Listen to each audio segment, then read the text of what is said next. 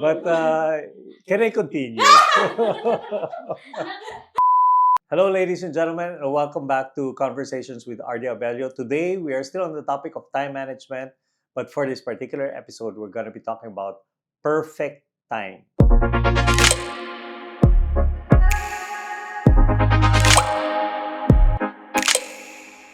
Now, let's dive a little bit or digress a little bit into what would you say, because you're working a lot with students, right? And even for yourselves, what would be, where would you encourage people to invest their time? In other words, if time were a currency, di ba? Where would you encourage them to invest it? Di ba? Kasi kung kunwari pera, o invest mo sa Bitcoin yan, invest mo sa stocks yan, invest mo sa ganito yan, di ba? UITF, for sure yan, lalago yung pera mo. Kasi all of us kind of want more time, but it's not. We only have 24 hours a day, di ba? So, ano yung pwede nating ibigay na payo, for example, to our viewers of what is a good investment of your time? Yeah.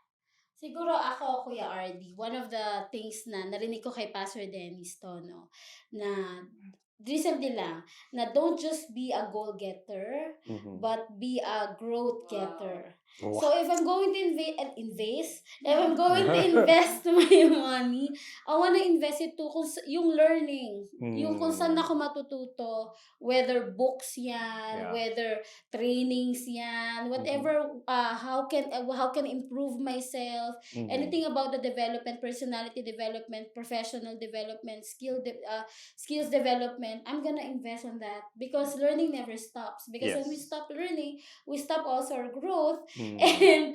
And habang buhay ka, I mean, di ba, you have to really grow and learn and learn and learn. Hindi Yeah. ka pwedeng maging stagnant lang na, oh, eto na yun. Yeah. Todo na to. Parang ganyan. Hindi siya ganyan. And Mm. yung mama ko po kasi ever since, fan talaga siya ng pagbabasa ng dyaryo. Okay. As in, she spends most of her time in reading newspaper. Tapos parang ever since ang bata pa kami na parang meron ng balita sa social media. Yung mga may kita mo sa phone, pero Yeah. hindi. Mas gusto talaga niya nagbabasa. Nagsispend talaga siya ng time to read the recent news, to know what's happening, di ba, Wow. around the world. And Yeah. hindi lang yun, magkukuha siya ng libro, kahit anong libro na pwede niyang basahin about business. Galing. And most of the things na ina-apply niya when small business lang, like selling kung peanut butter man yan, ganyan.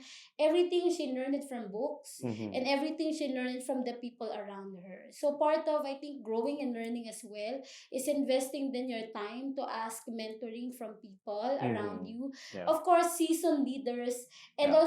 also learning from the younger ones. Kaya yun yung joy and masaya when you're doing the campus ministry, because you're not just learning and teaching, but you're all learning from older ones or seasoned leaders and teaching and imparting to the younger ones, but you are also learning from them. Yeah. Na parang, ay, may ganito na pala. Yes. Meron silang mga bagong words ngayon, like mga RB, mga relationship back, mga ganyan-ganyan.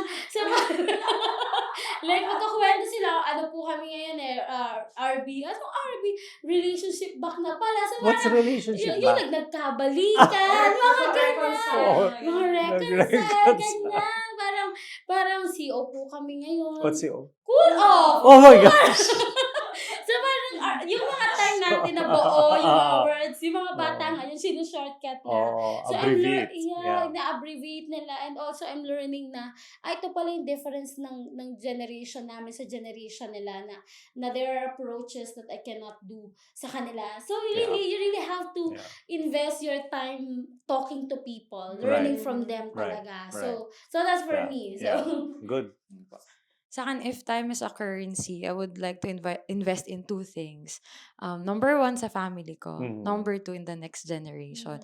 If you were to ask me this few months ago, I would sold out, sabihin ko, invest in the next generation yung first. Pero recently, I have this conversation with God na parang at the end of the day, we should spend most of our time to the things that matters most. And then that's the time I realized na I'm always going out Yeah. because of the mission, because of that's my purpose, that's my passion. But I needed to step back and say that I needed really to invest time in my family, Nice. to build, to nurture.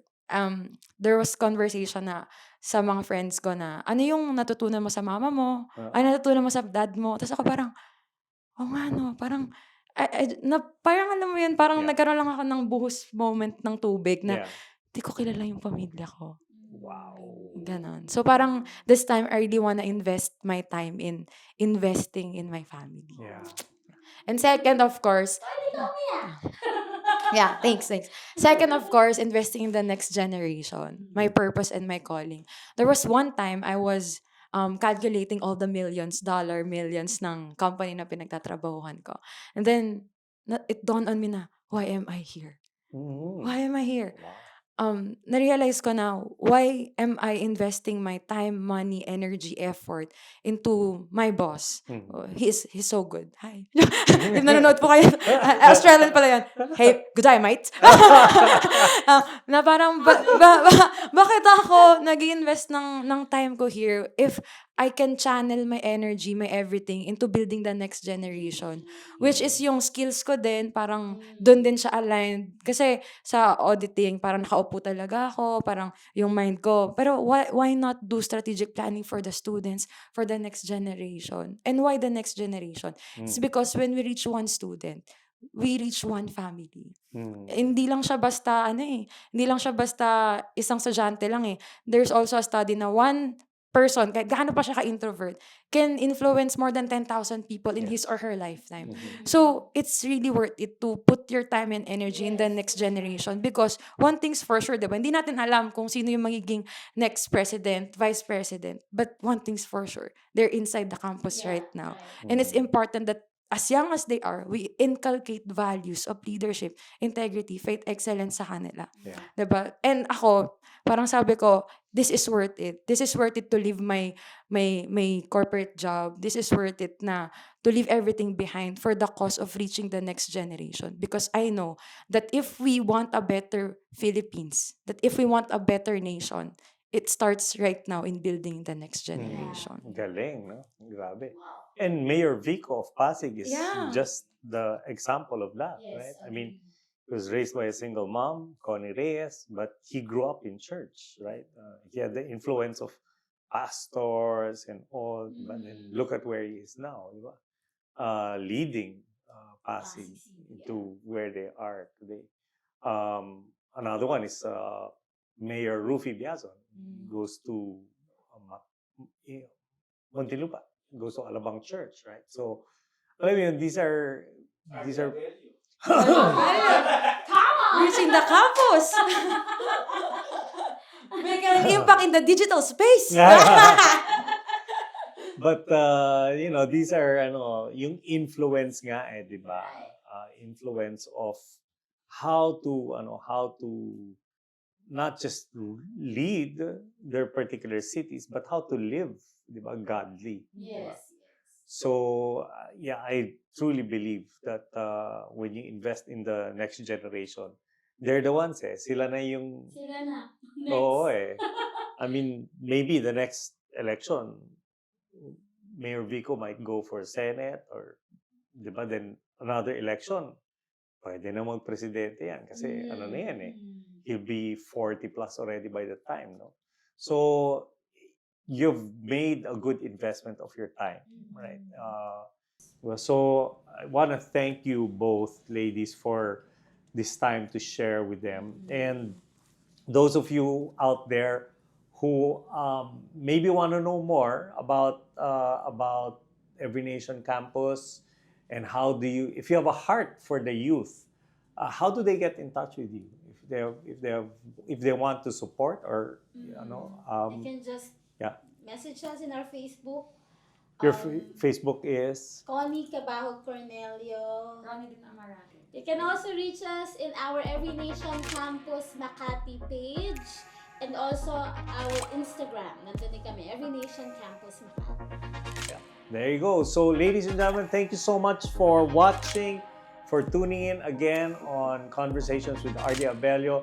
if you want to have this conversation, if you want to invite me to your sessions, if you want me to do a session for you or coaching, you can reach me through rd.abelio@gmail.com.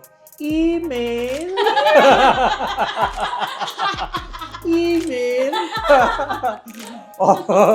or you can go to my Facebook page, RD Abelio, or Instagram. Yes. I'm also on TikTok. Yes! Nadidelete niya. Nadidelete niya. The social media, you just type RD Abelio. I'm sure you're gonna find me there. Double L. Double L, yes. ABELLO. Or wait till the end of the show because all the details will be there. All right, so we'll see you all again next week here on Conversations with RD Abelio. Thank you, subscribe, share.